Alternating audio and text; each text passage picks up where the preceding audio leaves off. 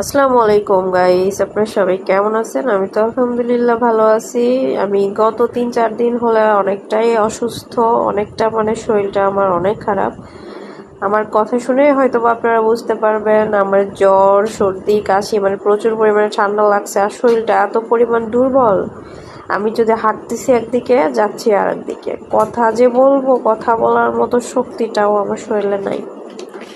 তো এই জন্য গত 2-3 দিন ধরে সেভাবে ভিডিও আপলোড করা হচ্ছে না পেজে। তো আজকে আমি একটা কথা আপনাদের সঙ্গে শেয়ার না করে থাকতেই পারলাম না, সেটা হচ্ছে যে আমার দুনিয়ার যত যাই আছে আমি হচ্ছি দিল দরদি। নিজের কথা এভাবে বলতে হয় না, কেউ যখনই কোনো বিপদে পড়ে আমি ছুটে না যেয়ে থাকতে পারি না আসলে। সেটা যেই হোক না কেন, আমার আত্মীয় স্বজন বা ফ্যামিলির লোকজন যেই হোক না কেন, তো সবার বিপদে আমি সবার পাশে থাকার চেষ্টা করি। বাট মানে আল্লাহ ভাগ্যটা এমন খারাপ বানাইছে, কি আর বলবো, বলার ভাষা নাই।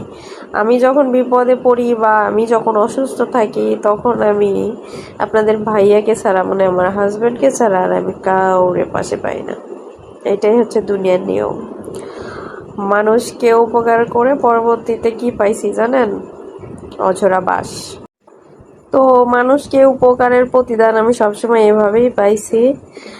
আসলে কি বলবো, বলার ভাষা নাই। যাই হোক, তারপরেও কারো যদি কিছু শুনি আমি ঠিক থাকতে পারি না। আসলে যেভাবে পারি আমি হেল্প করার চেষ্টা করি, এইটাই হচ্ছে আমার নীতি। তো যাই হোক, বাদ দিই এর কথা। তো আমি অসুস্থ হওয়ার পর আমি আমার সন্তান দুইটা আর হাজবেন্ডকে ছাড়া আসলে আমি কারোরই পাশে পাইলাম না সেভাবে।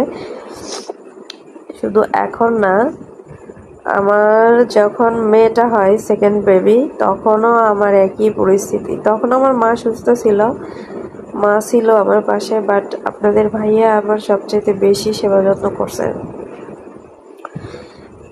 কারো হাজবেন্ড এত কিছু করে কিনা জানি না, ও এমন কোনো কিছু নাই যে সেটা করেনি। তো আল্লাহ এদিক দিয়ে আমাকে হ্যাপি রাখছে, সব দিক থেকে আনহ্যাপি রাখলেও এদিক দিয়ে আমি অনেক হ্যাপি, অনেক লাকি। ভাগ্য করে একটা জামাই পাইছি। এই জন্য বলতেছি, সবাই স্বামী স্ত্রী একে অপরকে অনেক বেশি বিশ্বাস করবেন, আস্থা রাখবেন, ভালোবাসবেন। কারণ বিপদের দিনে, স্বামীর বিপদে স্ত্রীর পাশে থাকা ছাড়া কেউই থাকে না, আর স্ত্রীর বিপদে স্বামী ছাড়া কাউকেই পাশে পাবেন না। ঠিক আছে, এটাই দুনিয়ার নীতি। আমি বাস্তব জীবনের অভিজ্ঞতা থেকে বলতেছি, আমি যতবার বিপদে পড়ছি।